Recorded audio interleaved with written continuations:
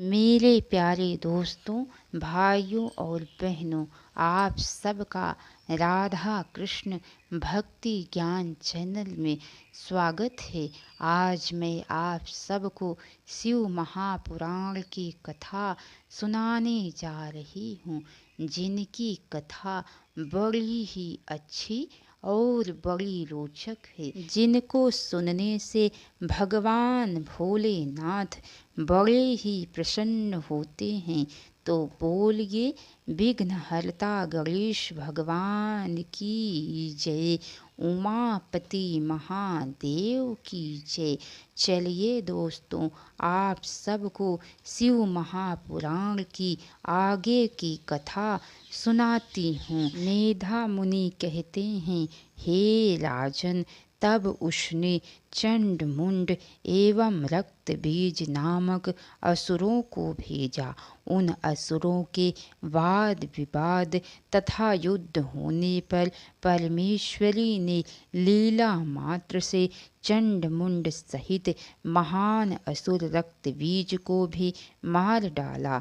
ऋषि बोले, हे राजन, उस महान असुर ने इन दैत्येश्वरों के मारे जाने का समाचार सुनकर अपने दुर्जय गणों को युद्ध के लिए जाने की आज्ञा दी। इसके साथ ही शुंभ और निशुंभ दोनों भाइयों ने रथ पर आरूढ़ हो स्वयं भी युद्ध के लिए प्रस्थान किया।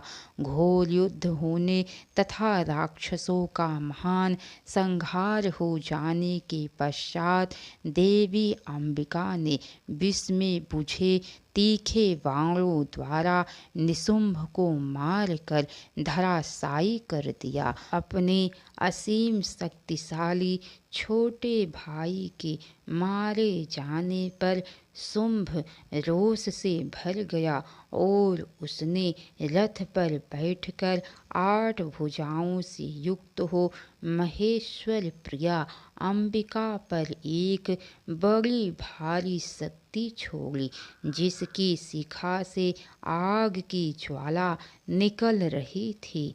परंतु देवी ने एक उल्का के द्वारा उसे मार गिराया।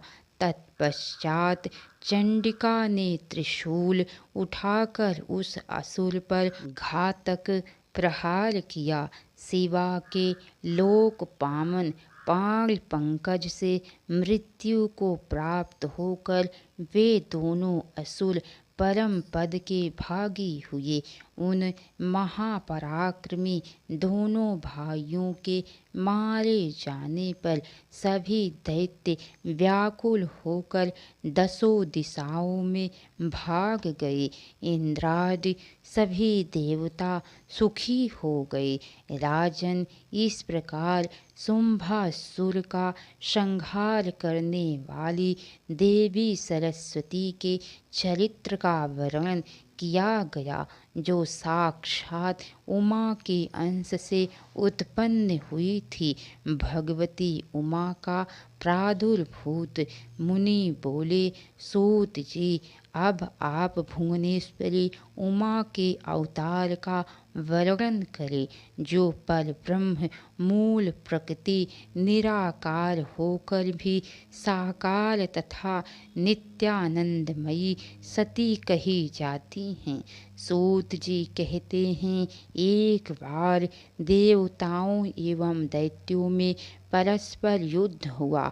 उसमें महामाया के प्रभाव से देवगणों की विजय हुई। इससे देवताओं को अहंकार हो गया और वे अपनी प्रशंसा करने लगे। उसी समय वहाँ एक पूंजीभूत तेज प्रकट हुआ, जिसे देखकर देवता आश्चर्यचकित हो उठे।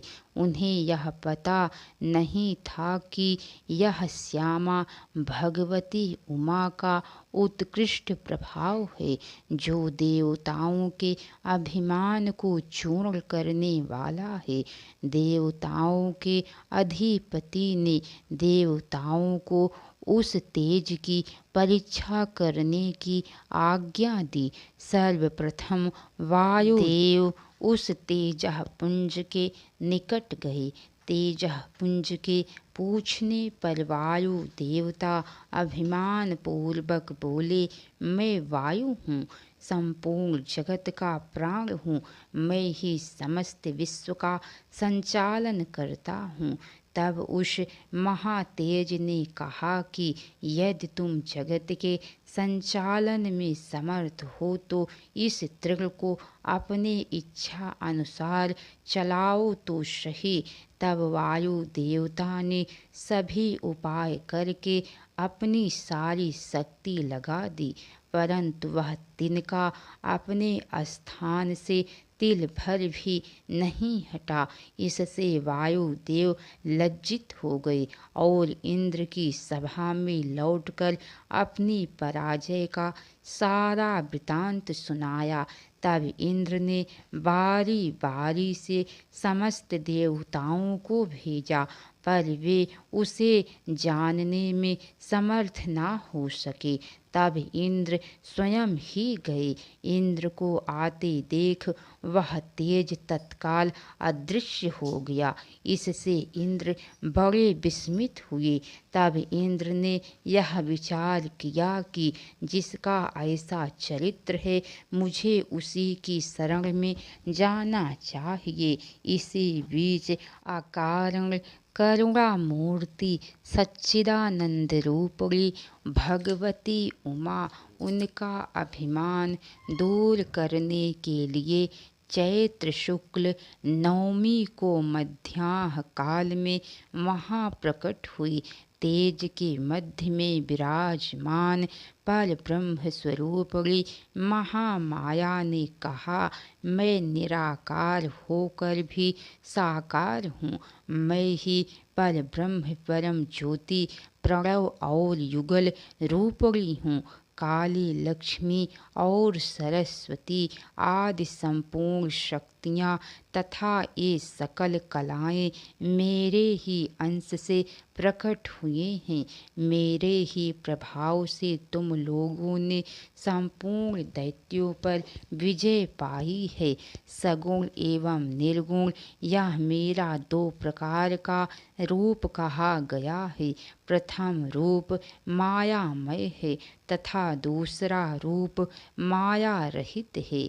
हे देवताओं, इस प्रकार मुझे जानकर और अपने गर्भ का परित्याग करके भक्ति से युक्त होकर मुझ सनातनी प्रकृति की आराधना करो। उसी समय से वे देवता अभिमान छोड़कर एकाग्रचित्त हो पूर्व की भांति पार्वती की आराधना करने लगे। इस प्रकार मैंने उमा के प्रभाव का वर्णन पूर्ण किया। देवी द्वारा दुर्गमासुर का वध तथा उनके 10 महाविद्या सहित विभिन्न स्वरूपों का प्राकट्य।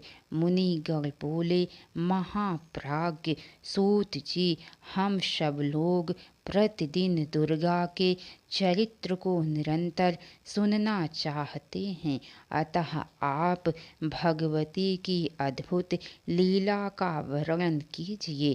सूत जी कहते हैं, हे मुनियों, पूर्व काल में दुर्गम नाम का एक महाबलवान असुर था।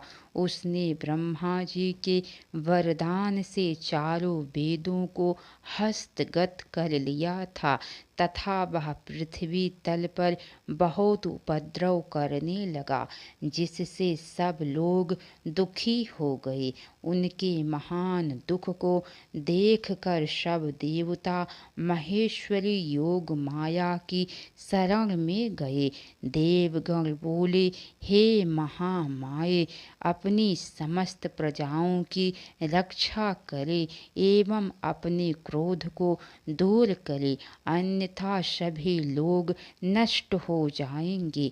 तदंतर प्रजाओं को दुखी देखकर भगवती के अनंत नेत्रों में करुणा के आंसू छलक आए।